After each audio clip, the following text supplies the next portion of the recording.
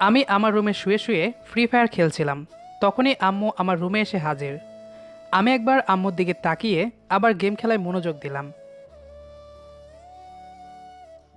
আমি এদিকে কাজ করে করে শেষ হয়ে যাচ্ছি, আর এদিকে তুই সারাদিন গেম খেলেই যাচ্ছিস।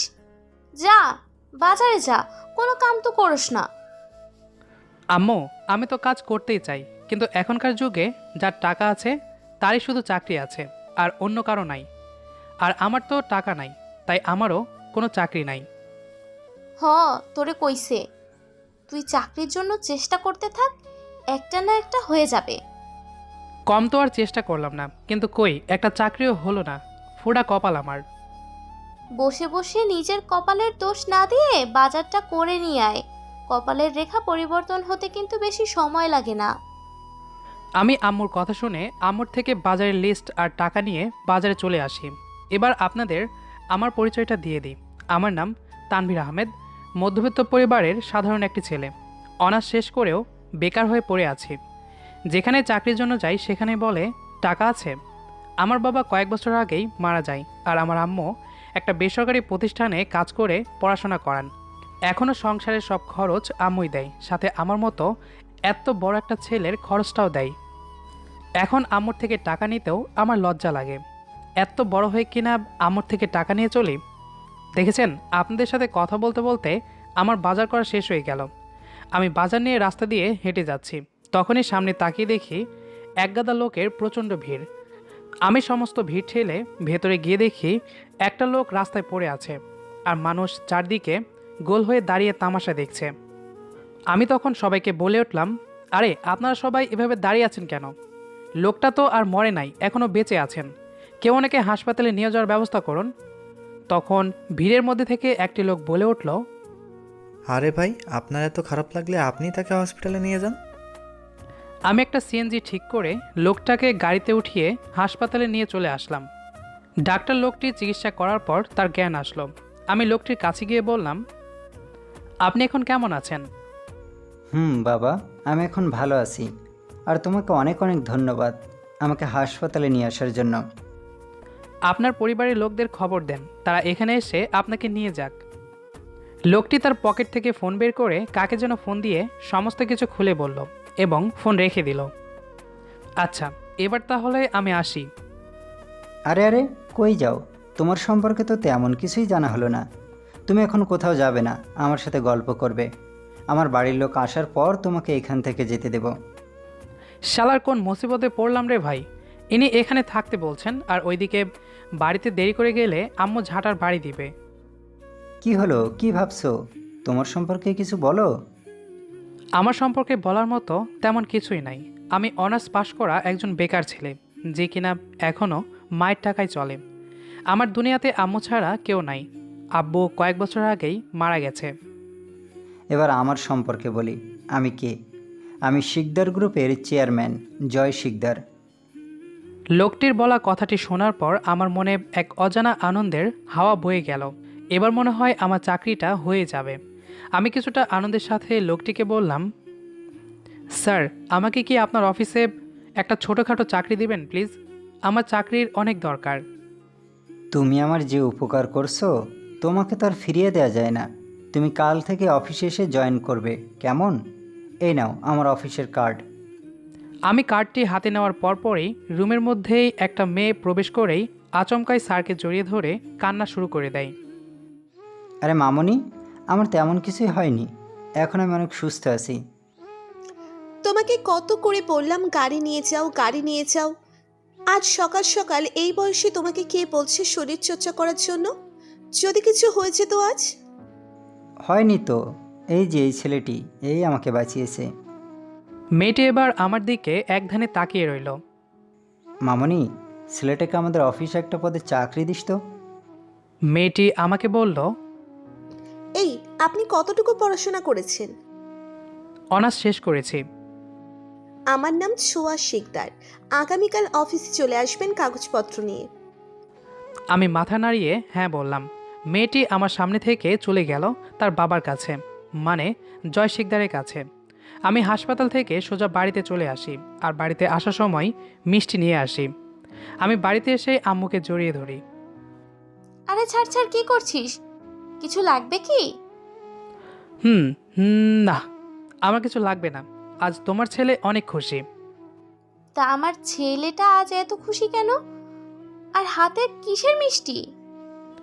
আজকে তোমার ছেলে চাকরি পেয়েছে। কি? সত্যি? দেখলি তো, আমি বলেছিলাম চেষ্টা কর, চাকরি হয়ে যাবে। কপালের রেখা পরিবর্তন হতে সময় লাগে না। দেখলি তো আমার কথা মিলে গেল। আম্মু, তুমি একদম ঠিক বলেছ। এখন আমাকে খাবার দাও, ক্ষুধা লাগছে। আম্মু, অনেক ক্ষুধা। তুই হাত মুখ ধুয়ে এসে খাবার টেবিলে বস, আমি এক্ষুনি খাবার দিচ্ছি। আমি আমার রুমে এসে ওয়াশরুমে প্রবেশ করে চোখে মুখে পানি দিয়ে ওয়াশরুম থেকে বের হয়ে নিচে নেমে খাবার টেবিলে চলে আসলাম। খাবার খেয়ে আমি আমার রুমে এসেই শুয়ে পড়লাম। আজ আমি অনেক খুশি, তাই হয়তো চোখে ঘুম আসছে না। অপরদিকে যাক, অবশেষে আমি একটা মনের মতো ছেলে পেয়েছি। ইস, ছেলে কত কিউট! প্রথম দেখায় ভালোবেসে ফেলেছি। আর ছেলেটার মনও অনেক সুন্দর। না হলে একটা অপরিচিত লোককে কেউ হাসপাতালে নিয়ে আসে? এই সব থেকে সবাই দূরে থাকতে চায়, কিন্তু ছেলেটা সেটা না করে এগিয়ে আসে। আজ ছেলেটির জন্য আমার বাবা সুস্থ আছে। যে করেই হোক ছেলেটিকে আমার করে নিব। ছোঁয়া তার রুমে শুয়ে শুয়ে তানভীরে কথা ভাবছে। তখনই ছোঁয়ার আব্বু ছোঁয়ার রুমে এসেই ছোঁয়াকে বলল, কী রে মা, তোকে খাবার খেতে ডাকছে, তুই আসছিস না কেন? তাড়াতাড়ি খাবার খেতে আয়, তোর মা আমাদের জন্য অপেক্ষা করছে। আব্বু চলো, অনেক ক্ষুধা লাগছে। তোকে এই বয়সে কত কাজ করতে হয়, তাই না রে মা? মানে, তুমি এইসব কি বলছো আব্বু? এই যে, এই বয়সে তুই আমার ব্যবসাটাকে সামলাচ্ছিস। আমার বয়স হওয়ার কারণে তো আমি তেমন কাজ করতে পারি না। আব্বু তুমি এইসব কথা আর কখনো বলবা না, বলে দিলাম কিন্তু। আমি কি বলেছি আমার কষ্ট হয়? আমার কাজ করতে ভালোই লাগে। এখন চলো, খাবার খেতে চাই, নয়তো আম্মু রেগে যাবে। চল, তোর আম্মু হলো একটা বাঘিনী। আব্বু তুমি আম্মুকে অনেক ভয় পাও, তাই না? অনেক ভালোবাসি তো, তাই ভয় পাই। ছোঁয়া এবং তার আব্বু রাতের খাবার খেতে চলে গেল। ওই হতচ্ছাড়া বাদর, খাবার খেতে আয়, সেই কখন থেকে ডেকেই চলেছি। খাবার খেয়ে চুপ করে শুয়ে পড়, আগামীকাল অফিসে যাবি তো। তুমি খাবার দাও, আমি আসতেছি। আমি বিছানা থেকে নেমে চোখে মুখে পানি দিয়ে খাবার খেয়ে বিছানায় এসে কিছুক্ষণ ফেসবুকিং করে শুয়ে পড়লাম। পরের দিন সকালবেলা আমি ঘুম থেকে উঠেই ফ্রেশ হয়ে নাস্তা করে আম্মুর থেকে দোয়া নিয়ে অফিসে চলে গেলাম। অফিসের সামনে দাঁড়িয়ে আছি, কিন্তু দারোয়ান বেটা আমাকে ভেতরে যেতে দিচ্ছে না। কাকে যেন ফোন করে কী যেন বলল, তারপর আমাকে ভেতরে প্রবেশ করতে দিল। আমি ভেতরে প্রবেশ করে সোজা বসের কেবিনে চলে গেলাম। সেখানে গিয়ে দেখি সোয়া বসে আছে। আমি তখন বলে উঠলাম, আসতে পারি ম্যাম? আসেন আসেন, আপনার জন্যই অপেক্ষা করছিলাম। আমি রুমে এসে বললাম, ম্যাম এই নিন আমার কাগজপত্র। লাগবে না, আপনি এই কাগজটিতে একটি সাইন করে দিন। ছোঁয়া আমার দিকে একটা কাগজ এগিয়ে দিল। এটা কিসের কাগজ? আপনার সাথে চুক্তি, আপনি 5 বছরের আগে চাকরি ছাড়তে পারবেন না। আর ছাড়তে হলে আপনাকে 1 কোটি টাকা দিতে হবে। আমি ওহ বলে কাগজটিতে সাইন করে দিলাম। আচ্ছা ম্যাম, আমাকে কোন পদে নিয়োগ দেওয়া হবে? আপনি এখন থেকে আমার পার্সোনাল অ্যাসিস্ট্যান্ট। আমি কোথায় কোথায় যাব, কার সাথে মিটিং করব, সেই সমস্ত খবর আপনি আমাকে দিবেন। আর এই নিন, এখানে 40,000 টাকা আছে। এটা এই মাসের অগ্রিম বেতন। আমি টাকাগুলো নিলাম।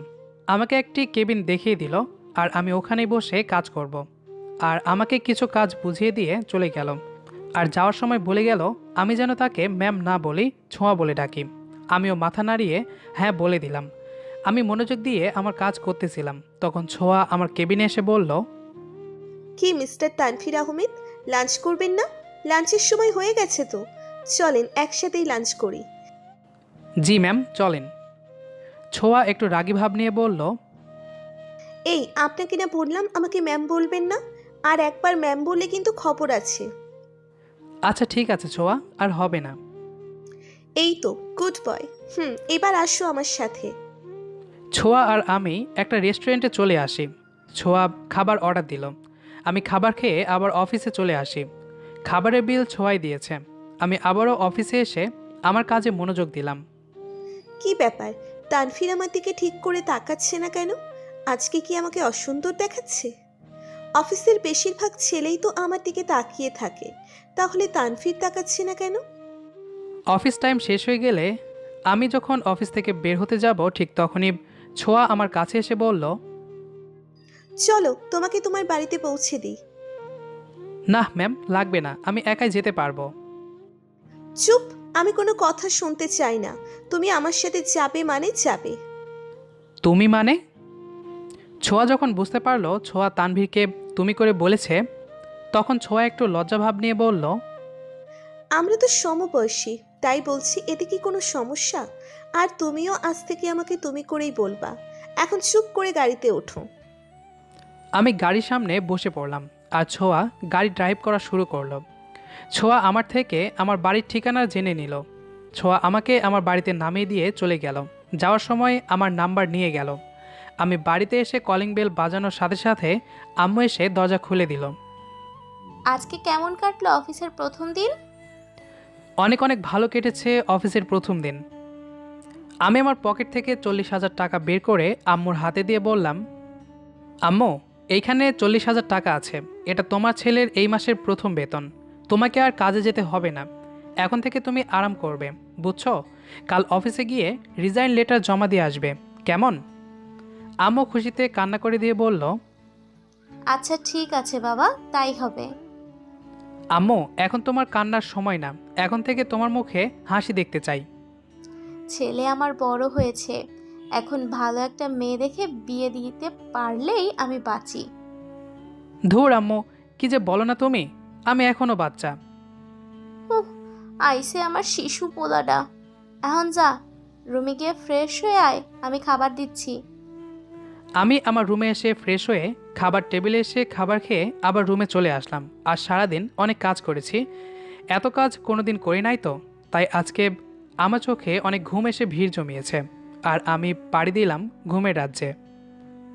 মামনি, তোমাকে একটা কথা বলি, রাগ করবে না বলো? আরে আপু, রাগ করবো কেন, তুমি বলো। তোর তো বিয়ের বয়স হয়ে গেছে, এখন আমি চাই ভালো একটা ছেলে দেখে তোর বিয়েটা দিয়ে দেই। আপু, আমি একটা ছেলেকে ভালোবেসে ফেলেছি। ছেলেটা কে আর কি করে, বাড়ি কোথায়? আমি এখনই বিয়ের প্রস্তাব নিয়ে যাব। সেই ছেলেটি, যে ছেলেটি তোমাকে হাসপাতালে নিয়ে গিয়েছিল। ছেলেটিও কি তোকে ভালোবাসে? ছেলেটা তো আমার দিকে ঠিক করে তাকায়ও না, আর খুব কম কথা বলে আমার সাথে। তাহলে আমি ছেলেটির বাসায় যাব কালকেই তোর বিয়ের ব্যাপারে কথা বলতে। বাড়ির ঠিকানা জানা থাকলে দিস, আর না থাকলে আমি জোগাড় করে নিতে পারবো। না, আমি বাড়ির ঠিকানা জানি, এই হলো বাড়ির ঠিকানা। আচ্ছা তুই খাবার খা, আমি বাকিটা দেখে নেব। ছোঁয়া খাবার খেয়ে তার রুমে চলে গেল। পরের দিন সকালবেলা আমি রেডি হয়ে খাবার খেয়ে অফিসে চলে আসলাম। এইভাবে চলছে দিনকাল, বাড়ি টু অফিস, অফিস টু বাড়ি। ইদানিং ধরে আমি লক্ষ্য করছি ছোঁয়া মেয়েটি, মানে আমার অফিসের ম্যাম, হয়তো আমাকে ভালোবেসে ফেলেছে, কিন্তু বলতে পারছে না। আর ভাবেই বোঝা যায় সে আমাকে ভালোবাসে। আমি নিজের অফিসে বসে কাজ করতেছিলাম, হঠাৎ ছোঁয়া আমার কেবিনে এসে বলল, এই আসো, লাঞ্চের টাইম হয়েছে, আমার কেবিনে আসো। এই বলেই ছোঁয়া চলে গেল। আমি আমার ডেস্কের কাজ গুছিয়ে রেখে ছোঁয়ার কেবিনে চলে আসলাম। আর ছোঁয়ার কেবিনে আসার সাথে সাথেই ছোঁয়া আমার শার্টের কলার ধরে চোখগুলো রক্তবর্ণ ধারণ করে আমাকে রাগী গলায় বলতে শুরু করলো, এই, তোর লিয়া মেয়েটার সাথে এত কথা কিসের? মেয়ে দেখলেই কি হেসে কথা বলতে হবে? আর একদিন যদি দেখি কোনো মেয়ের সাথে কথা বলেছিস তো তোমার 12টা বাজিয়ে দিব। এটা বলেই ছোঁয়া আমার শার্টের কলার ছেড়ে দিল। ছোঁয়ার এই রূপ দেখে আমার পা কাঁপা শুরু করে দিছে। আমার কপাল বেয়ে এখনো ঘাম পড়ছে। এখানে দাঁড়িয়ে না থেকে ওয়াশরুমে গিয়ে তাড়াতাড়ি ফ্রেশ হয়ে আসেন। আমি ওয়াশরুমে গিয়ে ফ্রেশ হয়ে এসে দেখি ছোঁয়ার টেবিলে 2 প্লেট বিরিয়ানি রাখা আছে। আমি আজ তোমার জন্য বিরিয়ানি রান্না করছি, আসো খেয়ে নাও। বাবারে বাব্বা, এটা মেয়ে নাকি অন্য কিছু? একটু আগেই কেমন রূপ দেখলাম, এখন আবার কেমন রূপ দেখছি। আমি মনে মনে বললাম।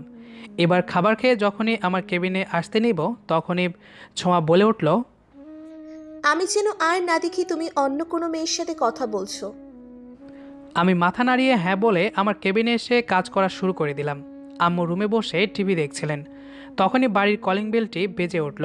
আম্মু দরজা খুলে দেখে বাইরে একজন লোক দাঁড়িয়ে আছে। আম্মু কিছু বলার আগেই লোকটি বলে উঠল, আমার নাম জয় শিকদার, আপনার ছেলের অফিসের বস আমি। ও, আসেন আসেন, ভিতরে আসেন। আম্মু অনেক চিন্তিত হয়ে বলে উঠলেন, আচ্ছা স্যার, আমার ছেলে কি কোনো অন্যায় করেছে? আরে আপনি ভয় পাবেন না, আপনার ছেলে কিছুই করেনি। আমি তো এসেছি আমার মেয়ের বিয়ের প্রস্তাব নিয়ে।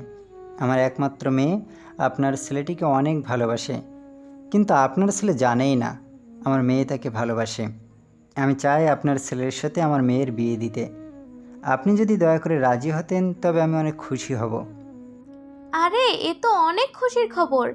আমিও আমার ছেলের বিয়ে নিয়ে চিন্তিত ছিলাম, এখন আমি চিন্তামুক্ত। বলেন, কবে হবে বিয়ে? কিন্তু আপনার মেয়ে কি আমার এই বাসায় মানিয়ে থাকতে পারবে? তাহলে আগামী শুক্রবারেই বিয়েটা দিয়ে দেই, কি বলেন বেয়াই সাহেবা? আর আমার মেয়ে সব পরিস্থিতিতেই থাকতে পারে। এই খুশিতে তাহলে মিষ্টি মুখ হয়ে যাক। এই বলে আম্মু চলে গেলেন রান্নাঘর থেকে মিষ্টি আনতে। জয় শিকদার বিয়ে ঠিক করে চলে গেলেন। আমি অফিসের কাজ শেষে বাড়িতে আসার সাথে সাথেই আম্মু বলে উঠল, যা, ফ্রেশ হয়ে খাবার খেয়ে নে। আমি ক্লান্ত শরীর নিয়ে ফ্রেশ হয়ে খাবার খেয়ে নিলাম। তারপর আমার রুমে এসেই হারিয়ে গেলাম ঘুমের দেশে। দেখতে দেখতেই আরও 2 দিন চলে গেল। আজ শুক্রবার, পবিত্র জুমার দিন। আমি নামাজ পড়ে এসে যেই একটু ঘুমাবো, তখনই আম্মু এসে বলল রেডি হয়ে নিতে, আজ নাকি আমার বিয়ে। কি বলছো এসব? আমার বিয়ে মানে? আমি এখন বিয়ে করব না। দেখ, তুই যদি এখন বিয়ে না করিস তাহলে তোর আম্মু সকলের কাছে ছোট হয়ে যাবে। আমি যে তাদেরকে কথা দিয়েছি। না, ঠিক আছে, আমি বিয়ে করব। আম্মু খুশি হয়ে চলে গেল। আর সন্ধ্যাবেলা আমার বিয়েটাও হয়ে গেল। এখন রাত বাজে 9টা। আমি ছাদে দাঁড়িয়ে আছি, কি করব বুঝতেছি না। ছোঁয়ার জন্য অনেক চিন্তা হচ্ছে। মেয়েটা যদি জানতে পারে আমার বিয়ে হয়ে গেছে, তাহলে কি যে হবে আল্লাহ জানেন। আমি মনে মনে বললাম। আমি ছাদ থেকে নেমে আমার রুমে এসে পড়লাম। রুমে এসে দেখি খাটের ওপর একটি মেয়ে বসে আছে। আমি তখন মেয়েটির কাছে যাওয়া মাত্রই মেয়েটি আমাকে সালাম করে বিছানায় বসে পড়ল। আমি বিছানায় বসে মেয়েটির ঘুমটা ওঠানোর সাথে সাথে 440 ভোল্টের ঝটকা খাইলাম। ছোঁয়া, তুমি এইখানে? আমি থাকবো না তো কে থাকবে? আর আমার সাথেই তোমার বিয়ে হয়েছে। এখন চলো নামাজ পড়ে আল্লাহর কাছে দোয়া চেয়ে নিই আমাদের নতুন জীবন শুরু করার জন্য। নামাজ পড়া শেষে এখন ছোঁয়া আর আমি বিছানায় বসে আছি। কেমনে কি হলো সেই সব ঘটনা ছোঁয়া আমাকে খুলে বলল। এই শোনো না, আমার না একটা কিউট বেবি লাগবে। ওহ তাই? ছোঁয়া বলেই আমার বুকে মুখ লুকালো। এই পাঠক বন্ধুরা, এখন আমি নতুন ইতিহাস তৈরি করব। এখন আপনারা আসতে পারেন। তো যাই হোক, আমাদের আজকের গল্পটি আপনার কাছে কেমন লেগেছে সেটি অবশ্যই কমেন্ট করে জানাবেন। গল্পটি যদি ভালো লেগে থাকে তাহলে অবশ্যই আপনার বন্ধুদের সাথে শেয়ার করবেন। দেখা হবে আবারও নতুন কোনো গল্প নিয়ে। সে পর্যন্ত আমাদের সাথেই থাকবেন। ধন্যবাদ সবাইকে।